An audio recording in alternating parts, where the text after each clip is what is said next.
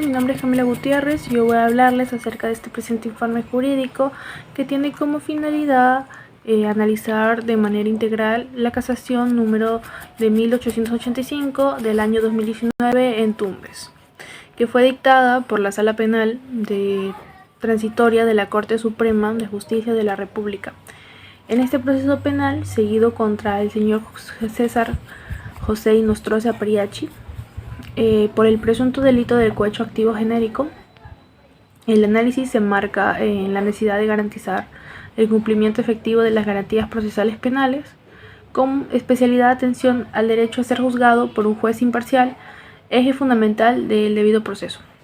En primer lugar, se desarrollará un marco conceptual que permitirá delimitar los principios que rigen en el proceso penal acusatorio peruano, en especial los conceptos de imparcialidad judicial, recusación e invisión, como mecanismos destinados a preservar la objetividad del juzgador y la legitimidad del proceso penal. También explicaremos las diferencias entre ambas figuras, sus fundamentos normativos y su operatividad práctica.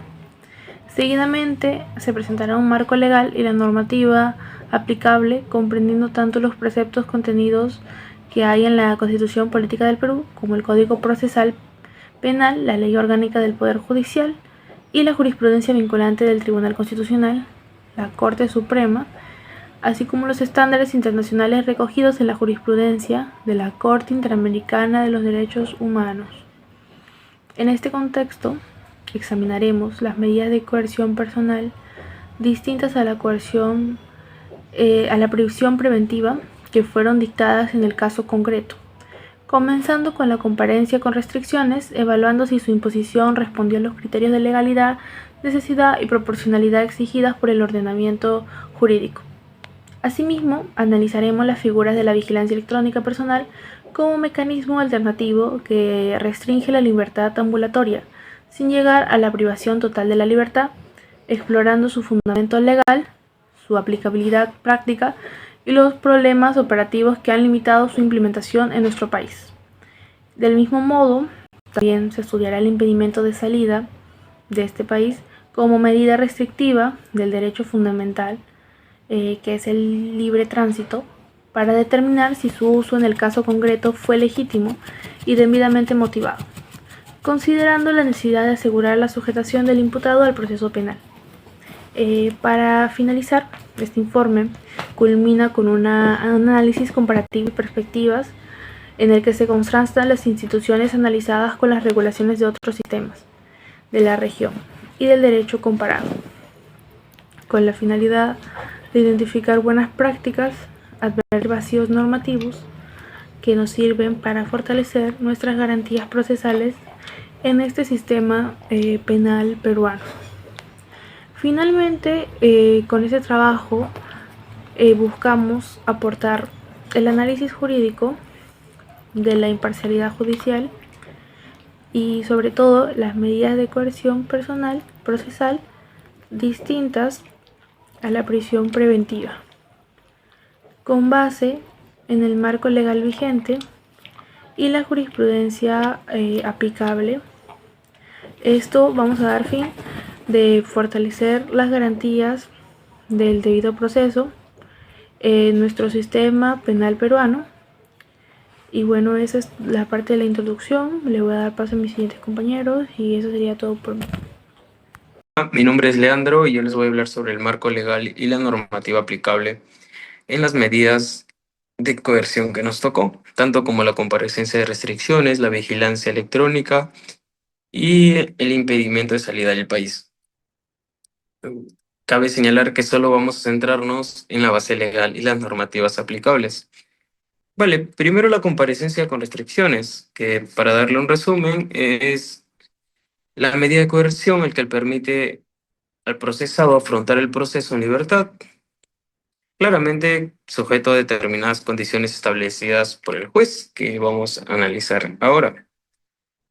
Primero, para centrarnos en la base legal fundamental, tenemos el Código Procesal Penal, el cual en el artículo 253 establece la existencia de medidas de coerción personal distintas a la prisión preventiva, como la comparecencia con restricciones.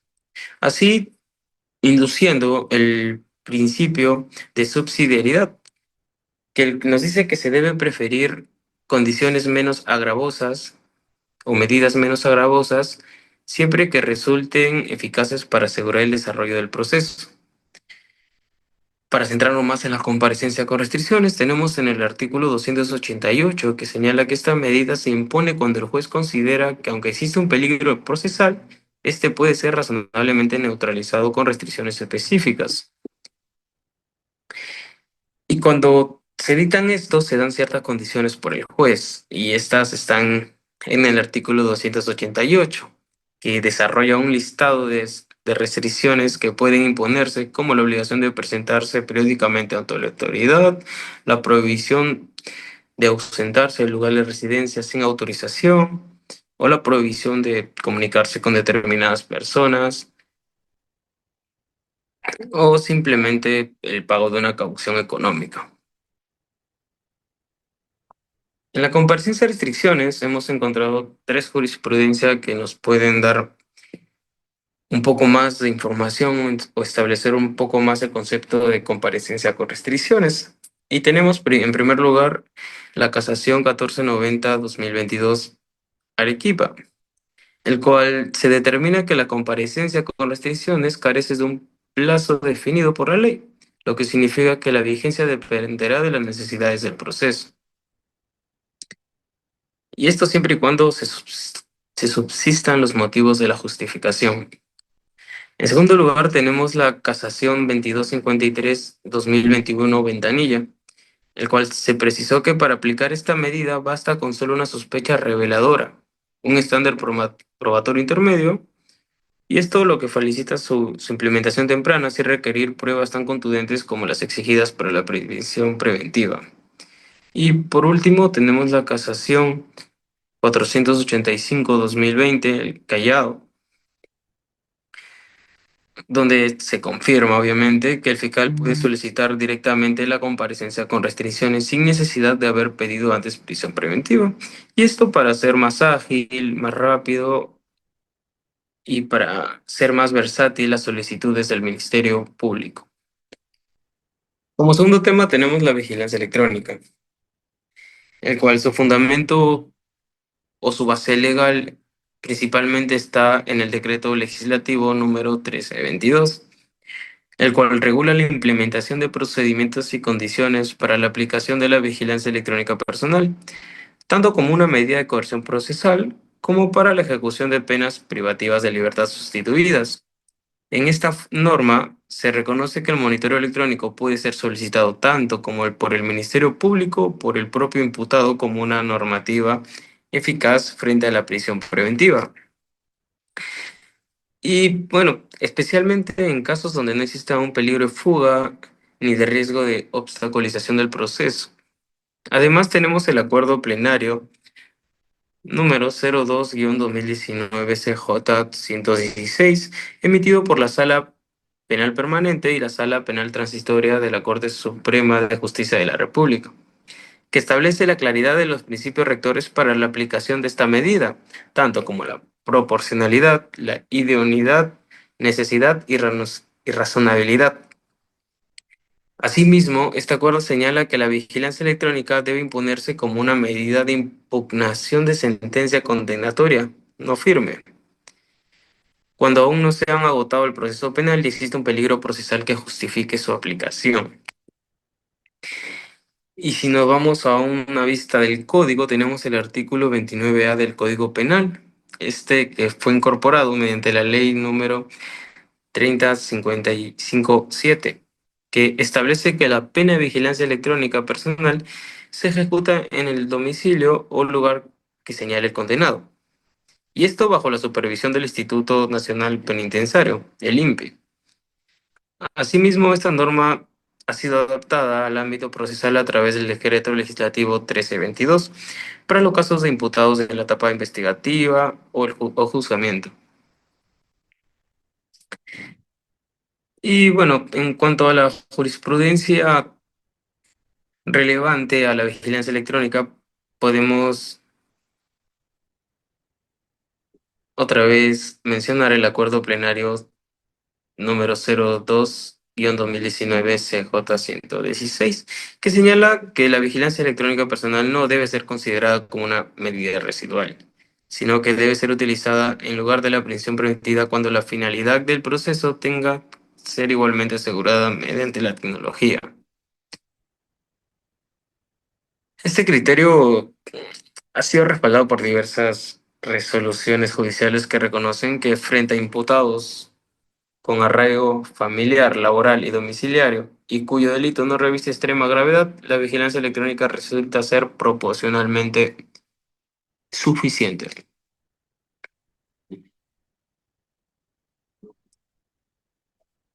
Como última medida tenemos el impedimento de salida del país.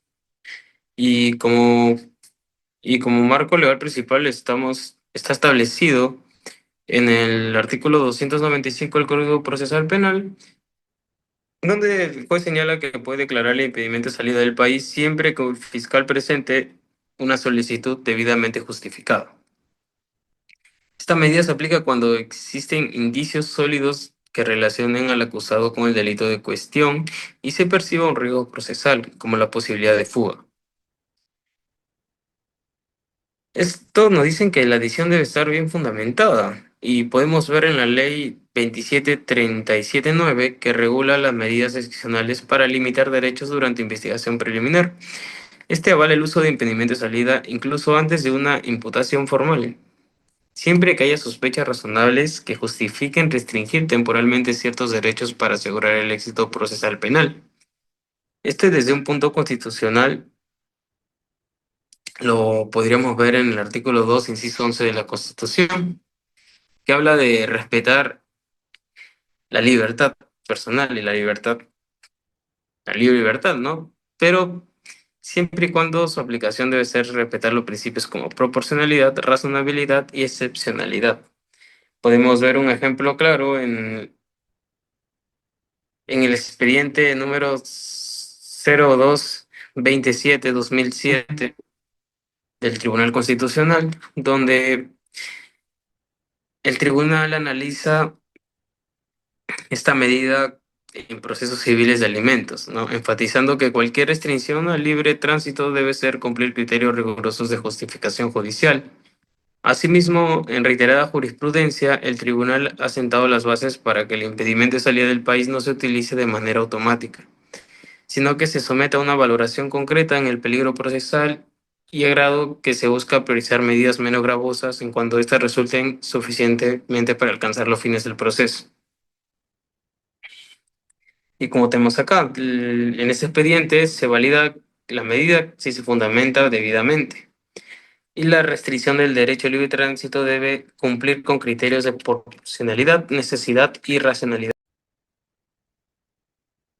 Bueno, continuando con la exposición, a mí me toca hablar sobre la comparecencia con cada una de las restricciones. Para empezar, primero debemos saber y dejar en claro que las medidas de coerción personal son medidas de restricciones temporales de derechos fundamentales. Estas son interpuestas por el juez penal y su finalidad se basa en garantizar eficacia del proceso penal y así evitar la fuga del imputado o impedir la obstrucción de la investigación. Lo que Eugenio Raúl Zaffaroni nos dice es que la coerción procesal, como toda la restricción de derechos fundamentales, debe ser una medida excepcional, dictada con fundamentos claros y bajo el estricto principio de proporcionalidad. La comparecencia con restricciones es una opción válida cuando el imputado puede permanecer en libertad sin poner en riesgo el proceso. Ahora, con respecto en la comparecencia con cada una de las restricciones acerca de las medidas de coerción personal, debemos mencionar que esta forma, como se menciona en el artículo 463 del nuevo Código Procesal Penal, únicamente podrá dictarse contra el querellado la medida de comparecencia simple o restrictiva, según el caso. Las restricciones solo impondrán si existen fundamentos razonables de peligro de fuga o de entorpecimiento de la actividad probatoria. Como sabemos, es una forma de garantizar que el imputado continúe sometido al proceso penal sin necesidad de encarcelamiento, pero sujeto a ciertas condiciones y limitaciones impuestas por el juez. Estos pueden llegar a ser simples o con restricciones. La comparecencia simple obliga a que el imputado se presente en todas las citaciones y requerimientos del proceso. En este caso, en este caso no implica las restricciones adicionales a la libertad personal. Más allá de la obligación de la comparecencia, en cambio, la comparecencia con restricciones implica limitaciones a la libertad personal para asegurar el cumplimiento del proceso, con el objetivo de asegurar la presencia del imputado y evitar riesgos como fuga u obstrucción de la justicia.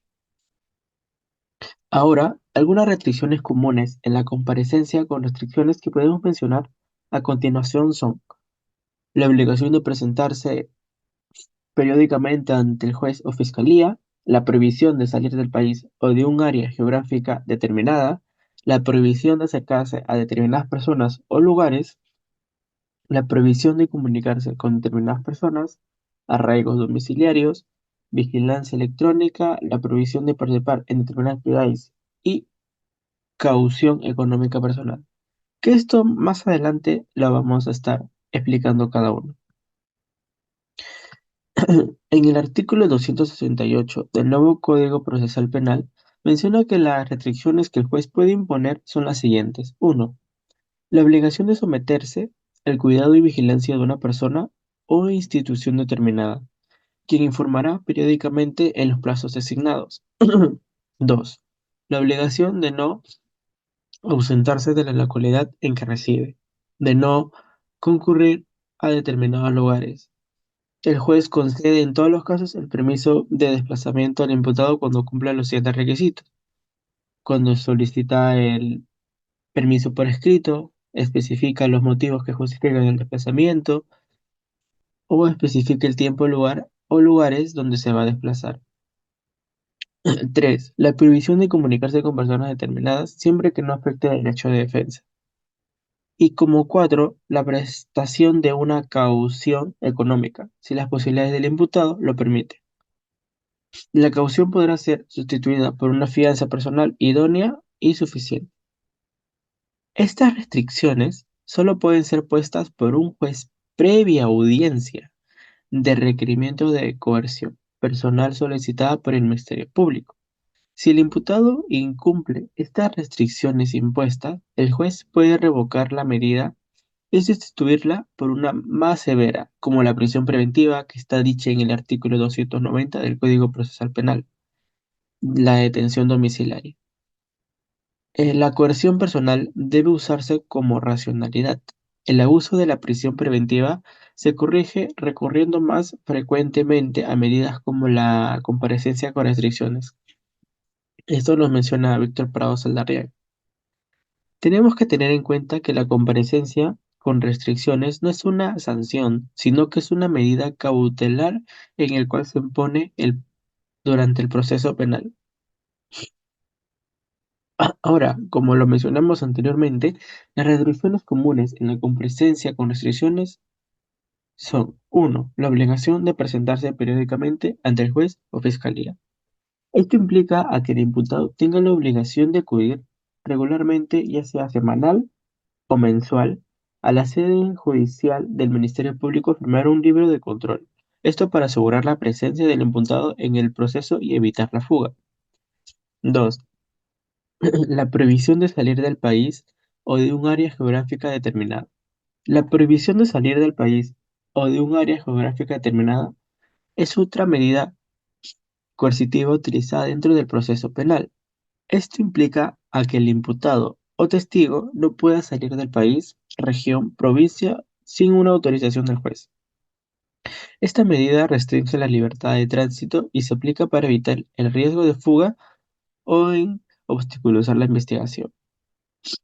Teniendo en consideración dicha finalidad procesal, la institución procesal del impedimento de salida del país se encuentra regulada específicamente en el Código Procesal Penal, en el libro segundo, sección 3, título 6, artículo 195, en el cual desarrolla la siguiente.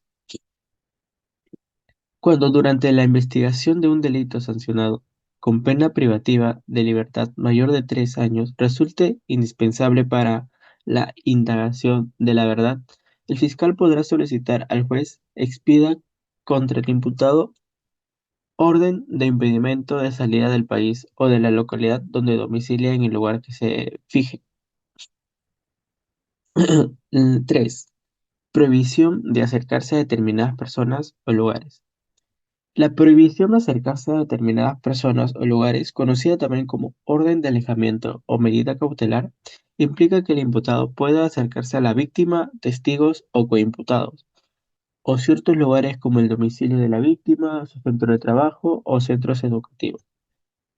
Esto con el objetivo de proteger a la persona de cualquier violencia, acoso, amenaza o cualquier otra situación de riesgo. 4. La prohibición de comunicarse con determinadas personas. La prohibición de comunicarse con determinadas personas es una medida cautelar o pena que puede imponer un juez en procesos penales para proteger a la víctima, sus familiares u otras personas, según el artículo 288, inciso 3 del Código Procesal Penal.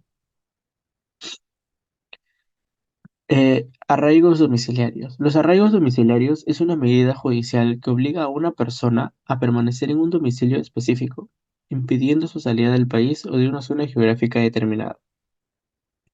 Esto implica a que el imputado deba permanecer viviendo en un domicilio declarado y no puede cambiarlo sin ninguna autorización judicial. Esto como lo menciona en el artículo 153, numeral 3 del Código Procesal Penal. Y por último, la vigilancia electrónica. La vigilancia electrónica, que más adelante lo detallaremos con más profundidad, es un mecanismo de control que utiliza dispositivos electrónicos como grilletes o sistemas de monitoreo para supervisar el movimiento y actividades de personas procesadas y condenadas, como mencionado en el artículo 1 de la Ley 29499. Ahora, para ir terminando, una comparación entre la normativa peruana y la normativa española con respecto a las medidas de coerción personal en la competencia de restricciones. En el Perú, la normativa aplicable es el Código Procesal Penal, el decreto legislativo número 957. Su finalidad de esta es asegurar la sujeción del imputado al proceso, evitar la fuga o entorpecimiento de la investigación. Esto impone el juez penal a pedido del fiscal. Cuando hay un cumplimiento de las restricciones, este, esto puede motivar la revocatoria de medida cautelar y dando la imposición de prisión preventiva del artículo 190 del Código Procesal Penal, como antes mencionado.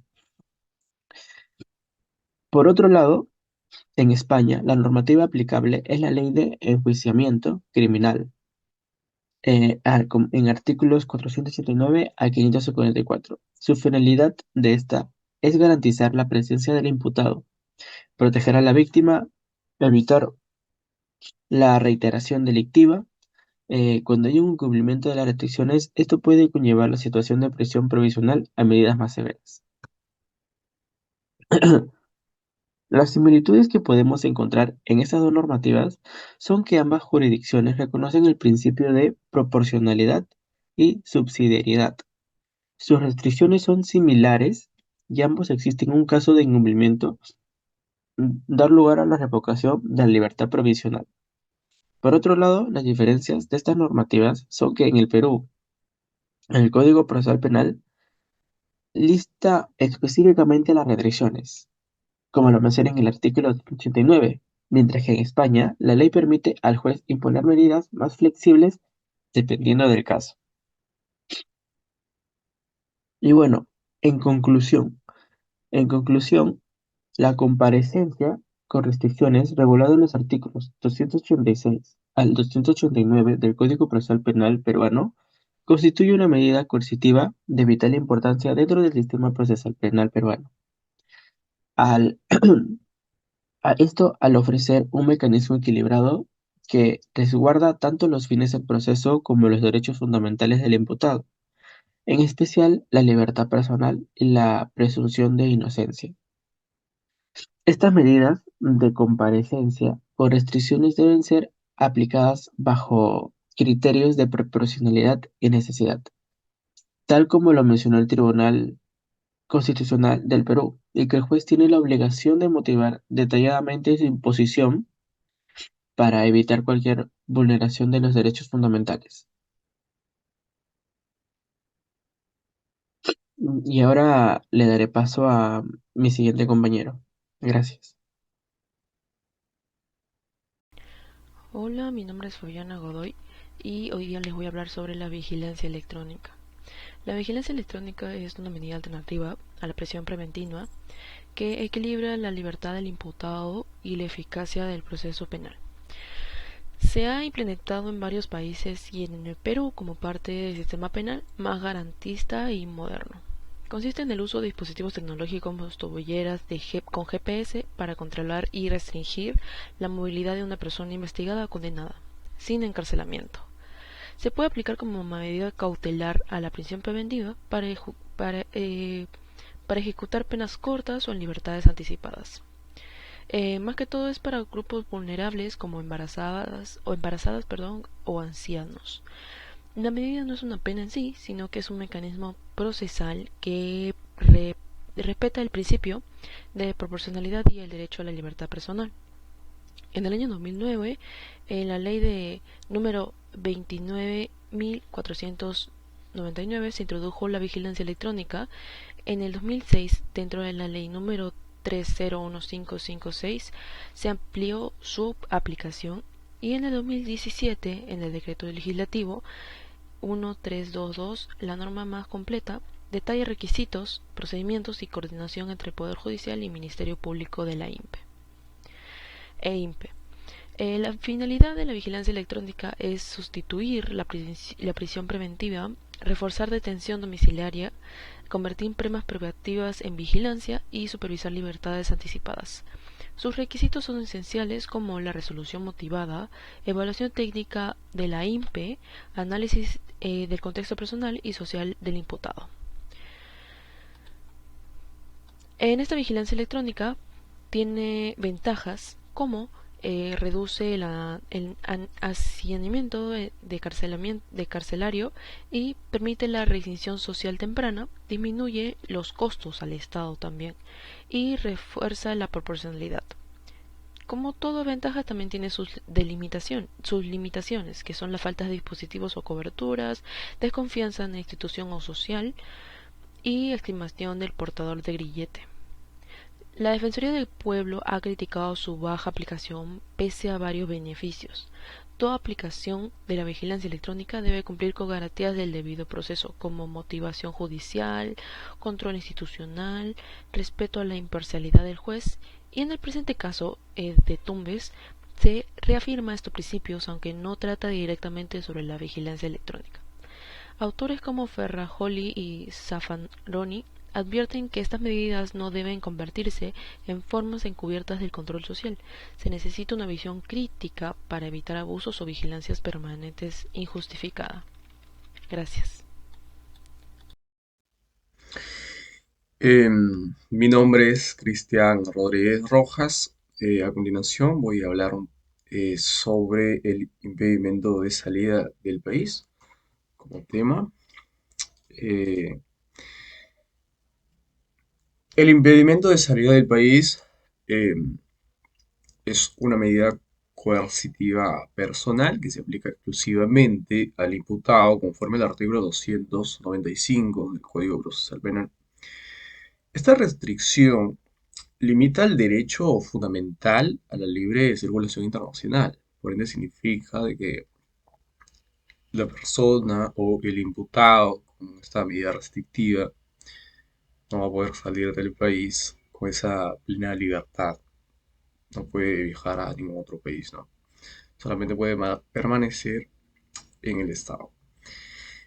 Eh, También se entiende que este es un derecho fundamental, la libre circulación internacional, y está pues, justificada para delitos con penas mayores a 3 años. Siempre que la infracción o el delito que se cometa sea mayor a 3 años, entonces se puede aplicar esta medida, ¿no? como el impedimento de salida del país, como medida coercitiva. Más que todo también se da para evitar fugas y asegurarse la presencia del imputado en el proceso penal. Este, esta regulación y aplicación legal del impedimento de salida del país, en el artículo 295 del Código Procesal Penal, también establece periodos de aplicación. 4 meses para imputados y 30 días para testigos importantes. Hay que tener en cuenta eso. De esa forma también se busca esa proporcionalidad y esa adaptabilidad, ¿no? El impedimento de salida forma parte de estas medidas coercitivas, como ya vengo reiterando, pero son personalísimas, bueno, orientadas a garantizar esta comparecencia, ¿no? De que la persona imputada pueda acercarse a comparecer a la justicia y también no pueda evadir a la justicia. Y también de esa forma, para que se evite la obstaculización de la investigación que se le puede hacer en su contra, ¿no? Para ser aplicado debe contar con fundamentos objetivos y pruebas suficientes también para que esto justifique riesgo procesal, porque no es como aplicarla por aplicarse, no tiene que haber fundamento. Em, la jurisprudencia constitucional, según el respaldo constitucional, el Tribunal Constitucional nos dice que el impedimento de salida es una medida cautelar menos gravosa que la prisión preventiva. Es válido aun si el juez esté recusado mientras resuelve, ¿no? O sea, es válido aun si el juez está recusado mientras se resuelve esa recusación a fin de evitar paralizaciones que perjudiquen la función judicial. Esta medida también debe ser motivada, debe ser proporcional y temporal. Eso es lo que nos dice la jurisprudencia del Tribunal Constitucional. Y también, pues, tiene que ser justificada para no vulnerar estos derechos fundamentales, ¿no? Como la libre o libertad de tránsito y el debido proceso. Eh, Luego sobre el tema también tenemos lo que es el impacto y la problemática en la aplicación práctica. ¿Qué sucede? Bueno, se destaca que el impedimento de salida sí llega a afectar significativamente a la libertad personal y también puede tener consecuencias familiares, profesionales, sociales, para el afectado en caso de que esta persona pues eh, suela, suela vivir en el exterior del país y tenga eventos o viajes importantes, ¿no? Familiares, negocios, lo que fuera que sea. Entonces existe esta preocupación porque esta medida también se aplica muchas veces sin justificación objetiva, sin justificación clara, y especialmente a la figura regulada, ¿no? Del testigo importante, ya que a veces una persona eh, quizá no llega a ser un testigo importante, pero ya es tachada como tal y por ende también tiene este impedimento de salida, ¿no? Y que como testigo dice que son 30 días. Entonces, en un caso hipotético de que no fuera el caso de un testigo importante y esta persona tiene, no sé, una urgencia, una necesidad de viajar al exterior y de pronto tiene este impedimento de salida, entonces sí llega a afectarle, ¿no? Bien, también quiero agregar que esta medida, por ejemplo, el imputado principal es de 4 meses, pero también se puede renovar el plazo. Si llega el periodo de 4 meses, cumple y aún las investigaciones no terminan, entonces se le puede eh, dar un plazo más de otros 4 meses. Y lo mismo también por testigo importante, sea 30 días, sea 60, 90. Entonces sí puede llegar a afectar, ¿no? En caso de que no exista una justificación objetiva y clara contra estas personas. Especialmente también la figura como regulada de testigo importante. eh, Menciona en cuanto al impacto y la problemática, provocando un trato discriminatorio y vulneración de principios constitucionales, como la igualdad y el debido proceso, ¿no? Entonces, a través de esto también se crea la vulnerabilidad y la posible indefensión en el proceso penal. Bueno, ahora vamos a hablar de lo que es críticas, o sea, de las críticas que se dan, de los debates que se dan y la comparativa internacional. En el uso del impedimento de salida para testigos importantes, genera controversia por la ausencia de una definición legal clara y un marco normativo detallado. O sea, ¿qué es lo que se debería necesitar o cuáles son los requisitos esenciales fundamentales que debería normar para primar y decir como testigo importante? Entonces se le imponga esta medida coercitiva, ¿no? De impedimento de salir del país. Entonces, por ese motivo también lo que puede generar esa inseguridad jurídica y también abusos, ¿no? Y luego la arbitrariedad por estas aplicaciones de estas medidas coercitivas. En comparación como también países como Guatemala eh, han desarrollado unas normativas más estructuradas para proteger testigos, ¿no? Brindando esa seguridad jurídica y protección efectiva. En Perú, nuestro país, existen posturas divididas en el Ministerio Público y en la Judicatura, ¿no? Respecto a la constitucionalidad y oportunidad de aplicar esta medida a testigos importantes, mostrando un debate vigente sobre su legitimidad y alcance. También se ha evidenciado con el tema de la necesidad, de la idoneidad, de la imposición también de esta medida, del plazo necesario, si es 30 o si requiere más o menos, bajo qué términos, ¿no? Entonces se ha dado este tipo de debates.